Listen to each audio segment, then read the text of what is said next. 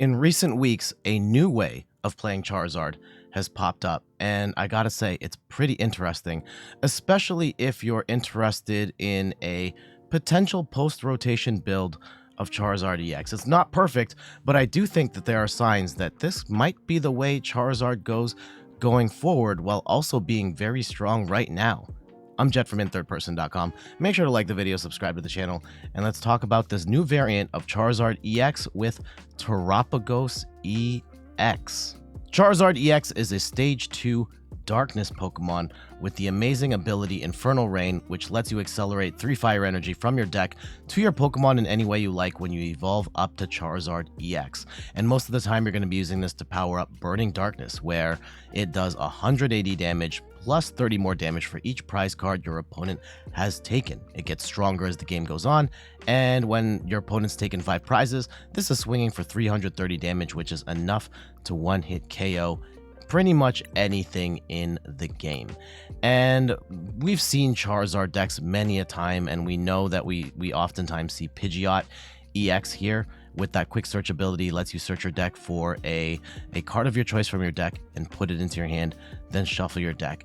And we've seen that archetype, and we oftentimes see it with Lumineon and Rotom V, but this time we have some big changes to the archetype, including Terapagos EX. And one of the big changes here is that Terapagos is a Tera type Pokemon, and this is very important because that gives us access to Noctowl, where its Jewel Seeker ability lets you grab 2 trainer cards of your choice when you've got a Tera Pokemon in play. And because Terapagos is a basic Tera, you can use the Noctowl to get the trainer cards that you need even before you get Charizard set up, giving you a lot of control over how you set up your deck. And Terapagos is not a bad attacker either. Unified Beatdown does 30 damage for each Pokemon on your bench, and if you happen to have a full bench of 8, you're swinging for 240 damage with just the fire energy in the deck, or if you're swinging with double turbo, that's 220 damage. If you're going first and on your second turn you are able to attack, that's going to be better than what Charizard is able to pull off, because before Charizard takes any prizes, it's only swinging for 180, so having an attacker for 220 to 240 is a huge bonus for the beginning of the game, while also giving you extra control over how you set up and how you play the game with access to Noctowl. So it's a really cool combination. Let's go over some card counts here, and then we will talk about more of the particulars. We've got only a 2-2 line of Charmander and Charizard here. We have no Charmeleons, and it's very thin, but it seems to work okay. You're definitely going to lean heavily on your Super Rod here if you are going to be attacking with 3 Charizards. I think 2 Charizards and a Terapagos is fine, but if you've got to attack with 3, definitely make sure to Super Rod along the way. We've got 2 copies of Terapagos. We have a 2-1-1 line of the Duskull, Dusclops, and Dusknoir. When Dusklops uses its ability, Curse Blast, you get to drop 5 damage counters on one of your opponent's Pokemon, and then you have to give up a prize because you knock out Dusklops in the process. So you can use this to soften up a bigger attacker that for whatever reason you can't KO right away, maybe even take out some smaller Pokemon on the bench. And then Dusknoir is fantastic. Same ability, but you get to drop 13 damage counters instead of 5, which makes it a lot easier to snipe out single prize Pokemon, or very much soften up some targets in the active. But really, you want to use this to knock out smaller Pokemon more often than not. Radiant Charizard is the single prize attacker for the late game, where its Excited Heart ability reduces the attack cost by 1 colorless for each prize your opponent's taken. So if they've taken 4 prizes, you can use Combustion Blast for only 1 fire energy while doing 250 damage. One of the big benefits of this deck is that Noctowl line, of which we have a 4-3 line of Hoothoot and Noctowls. And also going along with that, we have the Fan Rotom. We've got 2 copies of those. When you play this on the first turn of your game, you can grab 3 colorless Pokemon with 100 HP or less, reveal them, and put them into your hand.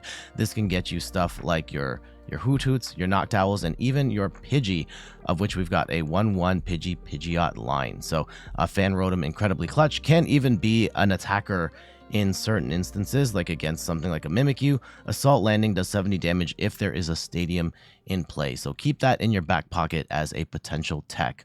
We've got 1 copy of Manaphy to protect the bench, and that's it for Pokemon. So let's move over to trainer cards. We've got 1 copy of Counter Catcher. When we're behind on prizes, we can play this to gust an opposing bench Pokemon into the active. We've got 1 copy of Tera Orb. This is a new card from Surging Sparks where it just lets you search for a Tera Pokemon and put it into your hand, making it easier to grab a Charizard EX without having to discard cards like you normally would with Ultra Ball.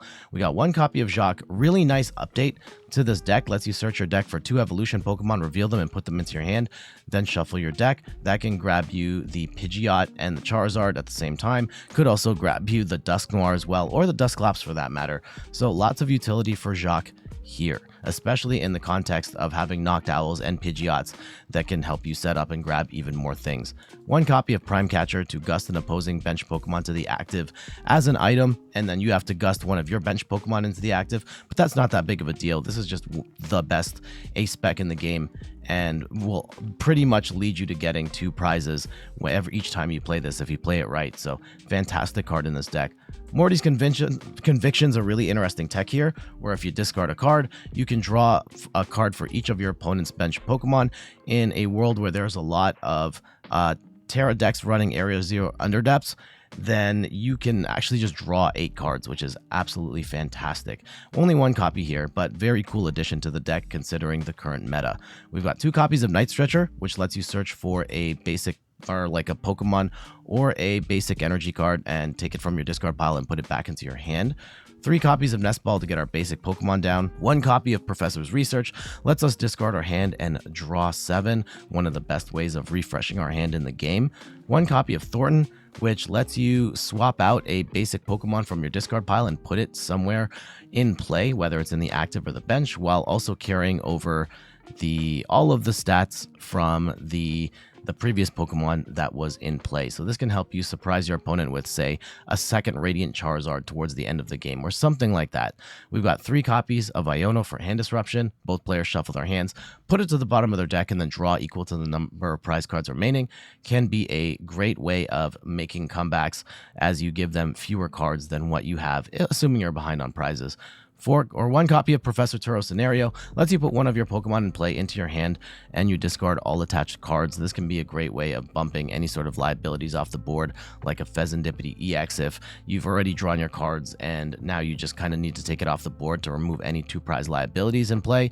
We've got 1 copy of Super Rod, lets us grab 3 in any combination of basic energy and Pokemon from our discard pile and put it back into our deck. 1 copy of Colress Tenacity grabs a Stadium and an energy of our choice from our deck and puts it into our hand. This is going to be a great way of grabbing that double turbo energy for Terapagos. We've got 2 copies of Area 0 Underdepths, where if we've got a Tera Pokemon in play, we get to expand our bench up to 8 slots, which is fantastic. Briar's a cool tech card. If your opponent has exactly 2 prizes remaining and your opponent's active Pokemon is knocked out by damage from your Tera Pokemon attacking them, you can take an extra prize, and oftentimes that's going to be 3 prizes with knocking out a multi-prize Pokemon, 2 prizes if you're knocking a single prize Pokemon out, but you can combo this with Dusknoir in ways where if they've got 3 prizes remaining, you can blow up, take an extra prize, and then they take a prize. Now they're down to 2, and now you're taking an extra prize on top of the KO in the active, leading to some insane plays. We've got 3 copies of Buddy Puffin, lets us bench 2 of our basic Pokemon with 70 HP or less from our deck and put them straight onto the bench. So really great way of getting our bench set up with our Charmanders, Duskulls, and so on. Last but not least, 4 copies of Rare Candy helps us evolve our basic Pokemon into stage 2s without needing that middle step. And the only stage 2 that has the middle step in this deck is the Dusclops. Otherwise, we're going to need Rare Candy to get from Charmander to Charizard, Pidgey to Pidgeot, and so on. So the Rare Candy is very precious to the deck. And then we're running very few energy. We're only running 4 fire energy and 1 double turbo. So generally speaking, Charizard likes to go second so you can get set up, but I find that this deck is actually very good going first and might prefer to go first. Gives you the opportunity to attack with Terapagos on that second turn. You don't necessarily have to put out a Charizard in the early game swinging for 180 damage. You don't necessarily have to fall behind on prizes either. where turn 2, Terapagos can come in, swing for higher damage than Charizard, and start the game that way, and then also gives you the opportunity to grab a whole bunch of pieces to set up with the Noctowl. Oftentimes that first Noctowl is going to get your Pidgeot set up, and then from there you've got other Hoothoots ready to evolve into Noctowls, and so on. And then where you can, take some cheeky KOs with the Dusknoir to even the score or push your lead even further. In terms of like the post-rotation connotations of this variation of the build, you'll notice that there isn't a lot of cards that are rotating out. This Duskull is a pretty easy fix. You can just put a different one from the Scarlet and Violet era. Maybe you put in Rapska instead of Manaphy. I know it's 2 cards instead of 1, but that's a thing you can do. Thorton is a cool tech, but you could switch. You're not going to get the exact function in an F block or a G card block or onwards in the immediate term, but it's not necessarily the end of the world if you take out Thorton. The big thing in terms of post-rotation is double turbo energy is not going to be in the format going forward in the 2025 season. So not really sure we have an answer for that, which would make it difficult for this to be a post-rotation build of Charizard Terapagos. But if you're looking to play Charizard and you want to minimize the amount of sort of F block cards that you are getting, this might be the way to go in the immediate term. And it's also a very cool and very strong way of playing Charizard as well that I think players are definitely going to explore more going forward. All right, let's get to these matches. Iono, yeah, 2 Hootoots is fine. Why would they want to go first? Oh, it's probably Regidrago. Okay.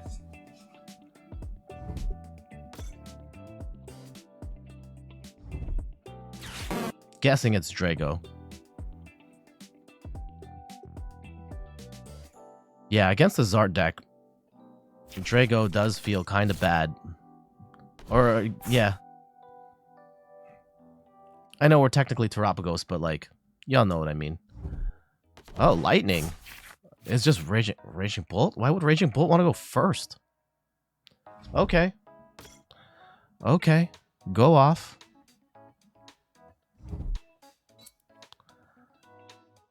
We do have to keep in mind that the Terapagoses can hit for weakness here. I think we're going to go... If they take a prize, yeah, let's go get the Terapagos down, and we'll want to get a Charmander down on off the Iono here. Okay. Yeah, we get that on, and we'll play the Fan Rotom. Oh, this is... Hold on. Yeah, there we go. It wasn't highlighting, and I was like, what the heck are we doing here? Pidgey. Noctowl. And yeah, we've got double. Yeah. Okay. They'll probably knock out this Hoothoot, and that's fine.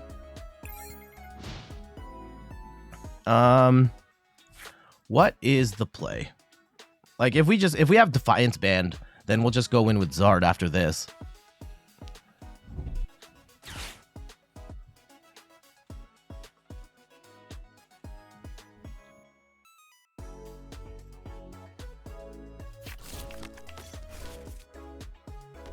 If not, the Terapagos is nice as a nice first attack. Let's see.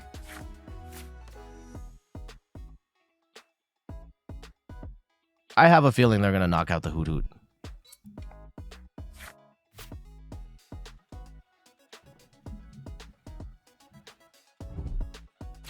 Pokegear.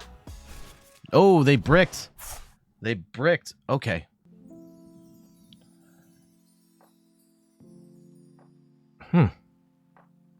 That makes things interesting. Where do we go from here then? Yeah, they'll probably come in with the Raging... let's see. Yeah, they're going to come in and just take out the Hoothoot, which might not necessarily be the best. Oh, and boss up the Charmander. Oh, they take out the Pidgey. Okay. That's annoying, but it's not necessarily the worst fate. Especially since we have the Noctowls still. So I think we go in with the Charmander. And we pray we have Defiance Band. And if we don't, we can still, like, gust around and make some stuff happen. Okay. Let's go and see what we can do. Okay, Prime Catcher's good. Let's go Noctowl. We have the Terapagos in place, so we can make some stuff happen here. And what do we want? Yeah, Tera Orb is nice. That gets us a Zard. And no, we don't have Defiance Band. Ooh. Prime Catcher then is going to be important. Okay. That's actually... That's good to know. Let's go and grab our Zard. And we will go attach 3 energy. And we'll go take out the Ogerpon.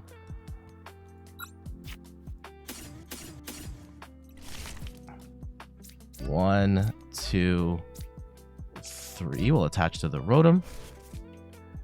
And let's go, actually, we'll play the Area 0 Underdepths here. And let's go... Do we have to Prime Catcher?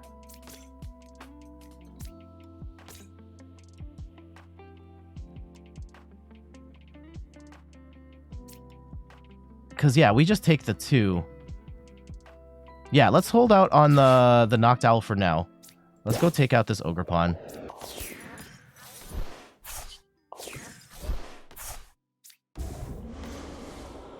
And we say, bet. Are you getting...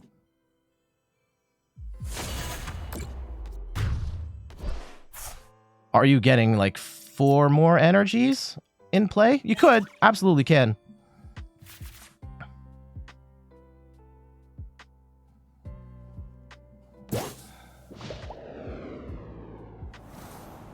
If they're leading with the Ogerpon, that's a good sign.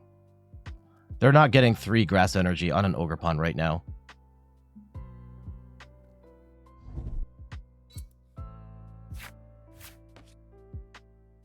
And we've got tons of options for grabbing trainers with this current board state. Now, keep in mind, this deck is very tight on energy. We've only got 4 fire energy and a... 4 fire energy and a double turbo, so we can't actually attack with that second Zard right now. Oh. Interesting. Interesting. Interesting. I don't really know if that's the play they want. Pandage says, or he says, if I play TCG Live on your phone, is it connect to your PC account? Yeah, it's the same thing. And is it hard to get cards? It's one of the easier ones to get cards for. Now we swing for 240. Yeah, Zard swings for 240 now. And we could Iono here? I don't even know if it's worth it. Like, right now, I would probably want a Super Rod back in the Zard pieces. And just worry about our consistency here. So yeah, let's go grab a Super Rod. And... Night Stretcher? Is Night Stretcher worth it for anything here? Oh yeah, we can get the Pidgey back. Yeah, let's go do that. So let's go throw Charmander, Pidgey, and that Fire Energy back in the deck. And then... Oh, now I can't Night Stretcher. I threw the Pidgey back in the deck. I meant to throw the energy back in the deck. Okay, no, we have all our stuff now. Yeah, we can throw another one down. And here, let's go and grab our Charmander back.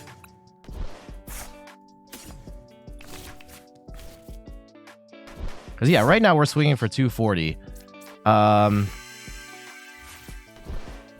And we can get... Yeah, if we just get Pidgey back, we're like, good here. Pretty much. Yeah, I'm going to attach this energy to Charmander just in case. And, yeah, we swing for 240. And this is going to be very difficult for our opponent to recover from. And we get the Dusknoir. We could even... Oh, we don't have the... We didn't set up the Dusknoir, so it's fine. We just used Noctowl to help set up Zard and take the pieces, the KOs that we were looking for.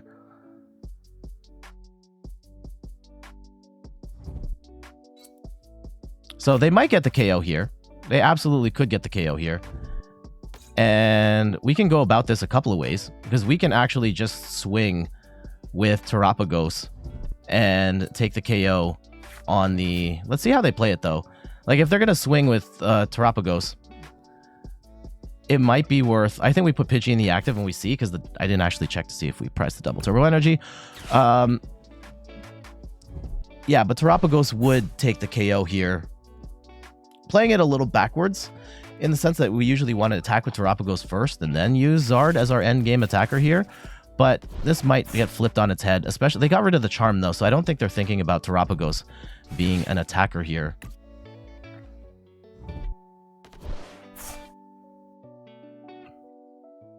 Actually, Jacq would also get us a... That would get us a Zard. So then we just have to get another rare candy with Pidgeot. So multiple ways of going about this. Oh, and yeah, we have... Yeah, and Hoothoot gets us knocked out. Like, we could even Pidgeot for a Noctowl, which gets us multiple pieces. So, like, there's lots of ways around this. And they don't really play Hand Disruption, and they're not playing Hand Disruption right now. So, they are cooked one way or the other.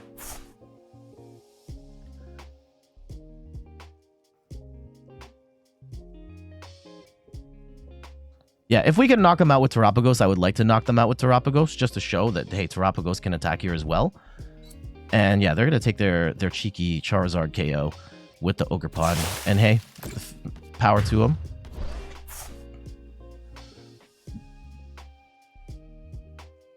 Yeah, throwing the Pidgey back in ended up being pretty clutch, because now we've got even more sort of options to get out of this. So let's go and set up our Pidge. And let's just go take a quick look with Nest Ball to see what we have. I'd probably get the Fezandipiti down. And like we could even... Like, we could set up a Radzard. There's all sorts of ways around this. We're going to play for... Yeah, we're going to set up the double turbo energy and have Terapagos take that final KO. Let's draw up. And yeah, let's go Iono for funsies here. Leave them down to 2 cards. And we don't have any good pieces. Yeah, we're just going to quick search for the DTE.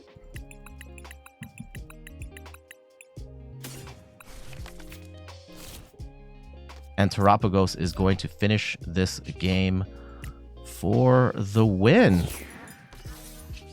All right. Yeah, a little bit of a backwards sequence there, because generally you want to attack with Terapagos first, where it can do that 220, which is better than the 180 that Charizard starts off with, but it didn't quite work out that way. And yeah, I get what our opponent was trying to go for, knocking out the Pidgey, so that kills our draw power, but we have the Noctowls now, and we're still able to get our pieces. Charizard able to knock a whole bunch of stuff out, and then we were in such a comfortable position that the Terapagos was able to finish off the game. We had multiple routes to victory at that point. We could have set up Radzard, we could have set up regular Charizard. Wanted to get Terapagos in there to showcase that it can attack in this deck as well. So having like the power of Charizard and Pidgeot, but also having the Noctowls feels absolutely insane. And I think in a post-rotation, like right now, like this deck is relatively new and people are still trying to figure it out. I wouldn't be surprised if something like this ends up being the way Charizard gets played post-rotation, because this is using like pretty much mostly post-rotation cards, and in this context the Noctowls can really help set up your Pidgeot, set up your Charizard, and yeah, this is pretty awesome. GG's. I think we go Hoothoot first.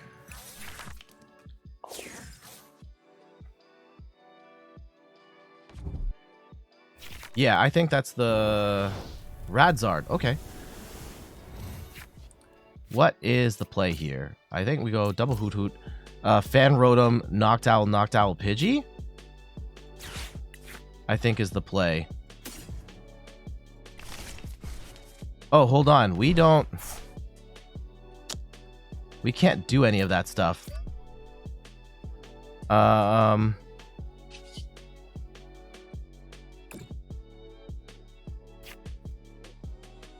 Yeah, this could be horrible if I grab this right now, because I don't have a Tera in play. So that was silly. If we can get an out to Pidgeot, we could fix this whole thing. But right now, this is bad. This is actually terrible. I shouldn't have done this. This game ain't your region, but you'll try it and maybe waiting for them to expand their regions. Yeah. Oh, looks like Regidrago. Yep. Can we get some hand disruption? Like, I would like to... I really don't want to throw these Noctowls in the discard pile. Really don't.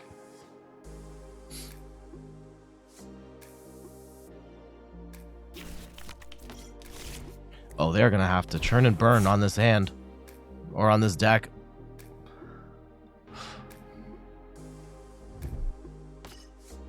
Uh-oh. Uh-oh. Oh, we really need to set up on this next turn.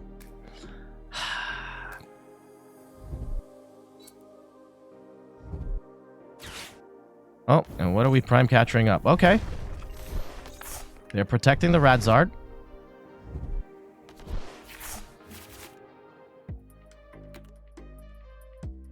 Yeah, absolutely. Yeah, spend your coins. That's going away on, I think, December 3rd. They made a typo on the announcement where they said the 13th. It's actually the 3rd. So make sure to spend your coins. Cosmetics are going to be free. Like the clothes, your avatar items are going to be free, but the deck items you're going to have to pay for. I actually should do that like right now.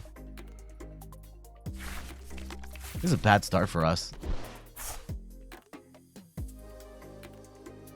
If we top deck a Terapagos, this would be so good. So goated.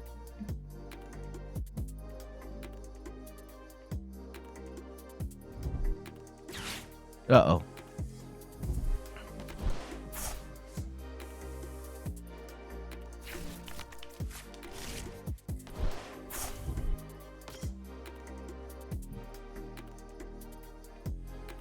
Yep, they did what they needed to do. 5,000 coins will convert to 1,250 crystals, but nothing past that. Yep. So they go all in on Regidrago. Unfortunately, I don't have a way to punish that right now. If we could get Terapagos, Prime Catcher, double turbo energy. Terapagos, let's go! Let's go! Okay.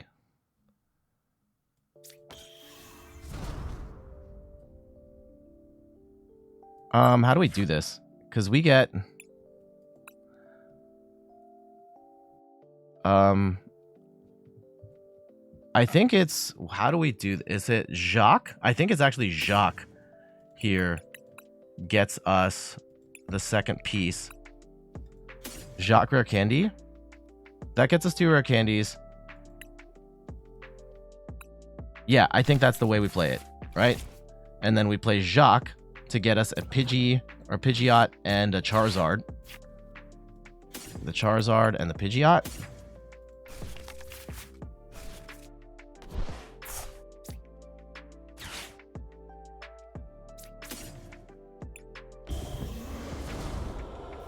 Now, having the 2 energy stuck, or 1 energy stuck on this Hoothoot is actually super annoying.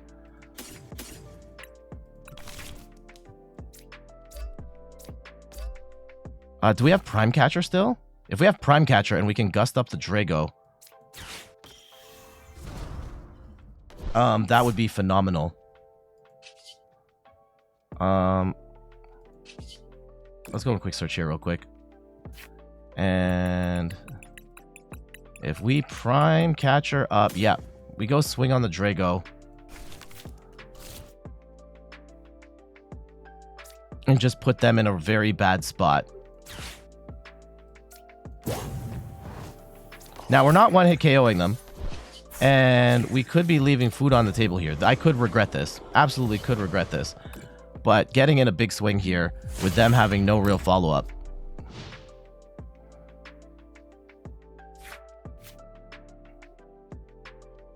And I don't think they're... they could move Ogerpon in. And that would suck.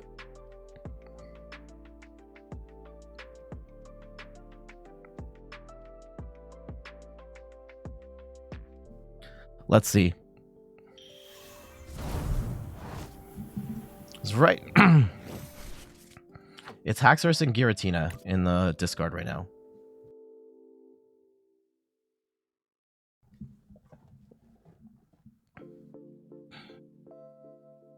Yeah, would it have been better to take the 2 prizes? I don't know. Especially if Ogerpon can come in and knock out the Zard later. It could knock out the Zard right now for you, even. So, definitely, we're not out of the woods here, and it might have been better to just take 2 prizes. But let's see.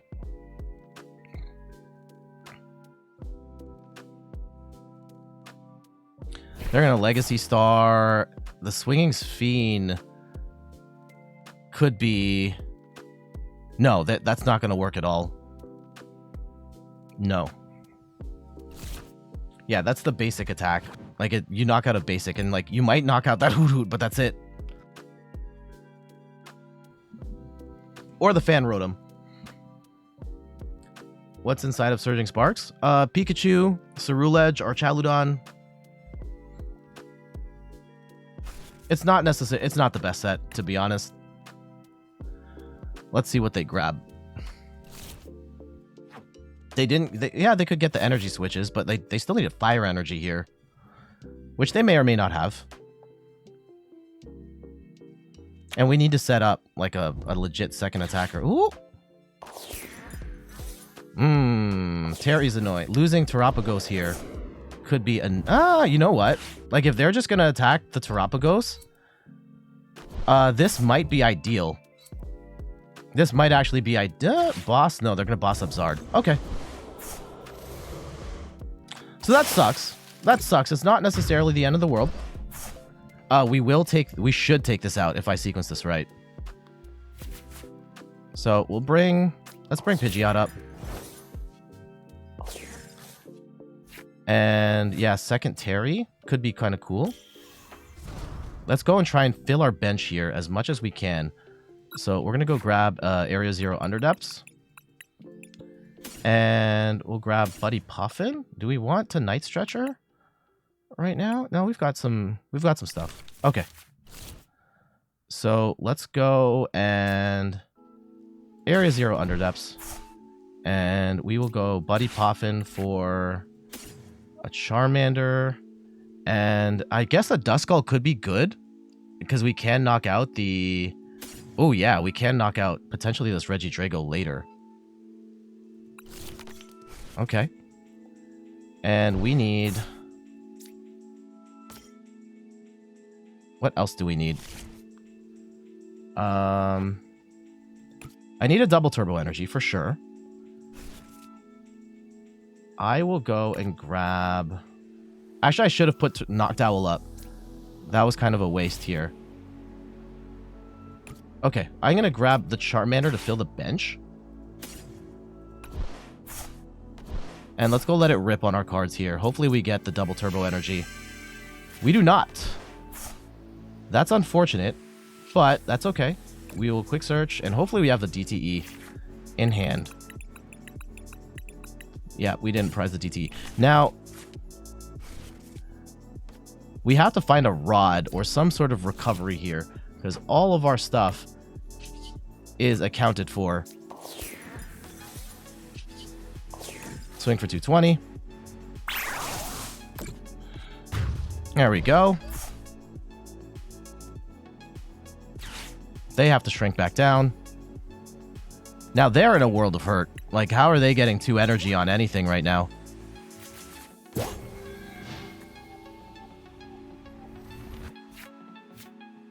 They might have overextended.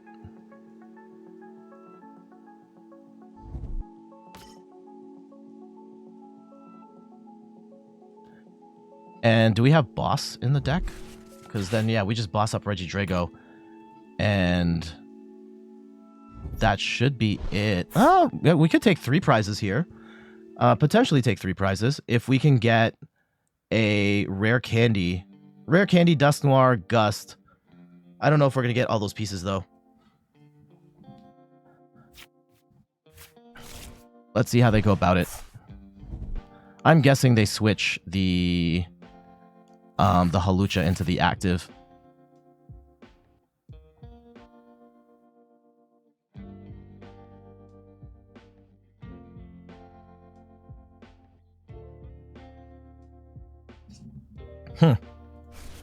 Interesting. The plot thickens.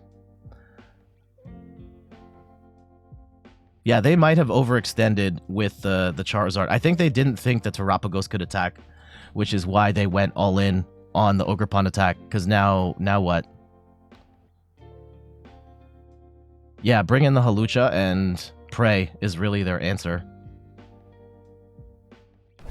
Actually, we could potentially even take 4 prizes if we blow this up and then knock out one of these two. But we need the pieces for it. And right now, we do not get that. We get the Dusknoir, which takes this out.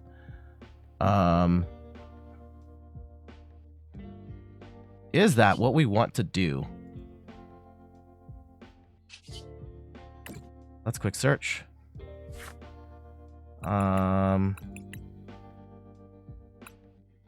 If we get... Yeah, let's go get the Dusknoir out. No, we get the rare candy. Please tell me we have rare candy still. Please tell me we have rare candy still. We have... Okay.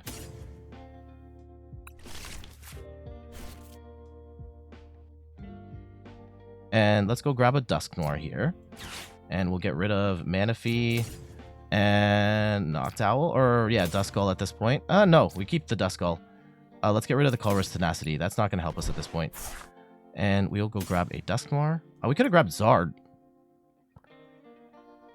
Okay, we're risking it. We're risking it. Risking it.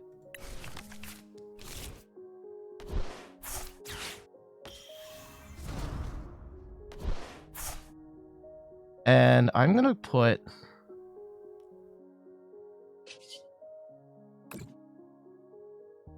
Yeah, we'll go blow up this Regidrago.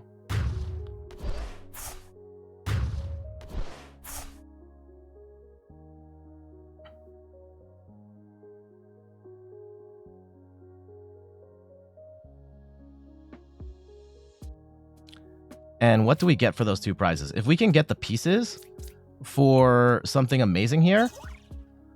Tera Orb. Let's go Super Rod back in a bunch of stuff here. So we'll get the Zard back, get the Dusknoir. And how much fire energy? The Dusknoir is probably not going to matter at this point because we're down 2 prizes. We just need to swing. So let's leave the Dusknoir in there. Let's get the... Okay, there's 1, 2, 3, 4. Yeah, let's throw the 2 energy in. And we should have game in hand at this point. Let's go attach 1. Charmander. I don't have to shake up their hand too much, right? So let's just go swing for 220. Get them down to 1. They can come in with the Radzard. It's fine. Dusclops. Okay.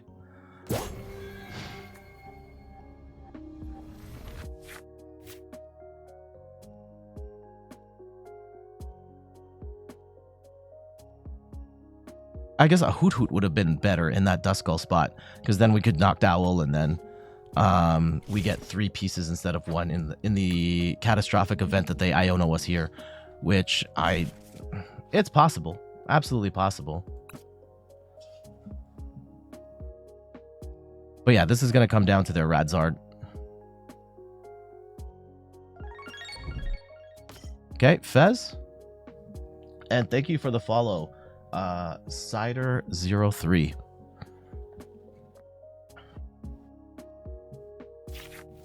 Yep, our opponent can absolutely completely derail us here. Let's see it.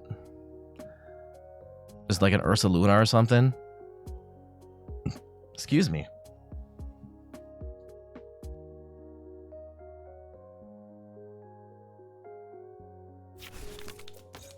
Ogerpon. Okay. Yep, just try and get some more energy in play. And they can raise their bench up to 8. Sure. Shrinking the bench. Actually, you know what? We can get the Fan Rotom out. Let's get the Duskull out, because that's potentially a route for extra prizes. And we'll get the Noctowl out. Oh, I have to get rid of... I have to get rid of more? Okay, sure.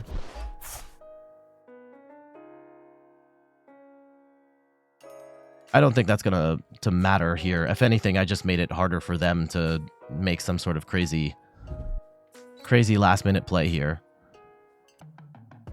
So hopefully they just come in and swing with the Radzard.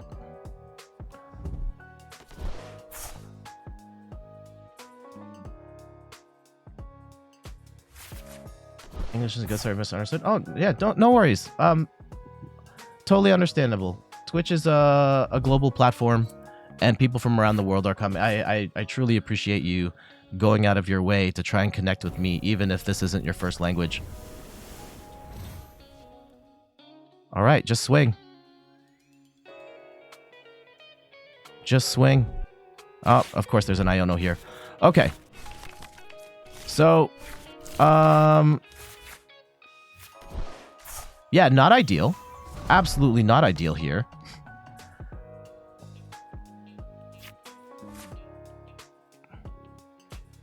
Do we still have research in the deck? I hope we do. I'm not sure if we do. Okay. We just need to knock this thing out. We had game in hand, but of course they hand disrupted, as they should. And we have Iono as well, and that's not necessarily what we want to play right this second. Do we have a research? We do not. Only discard another card. Morty might be the best bet at this point. We draw an extra like 5 cards here. And we pray. Okay, rare candy. Yeah, I think we have it. We have it. We have it. Yeah, we have it. Thank you. So we Night Stretcher for the Zard.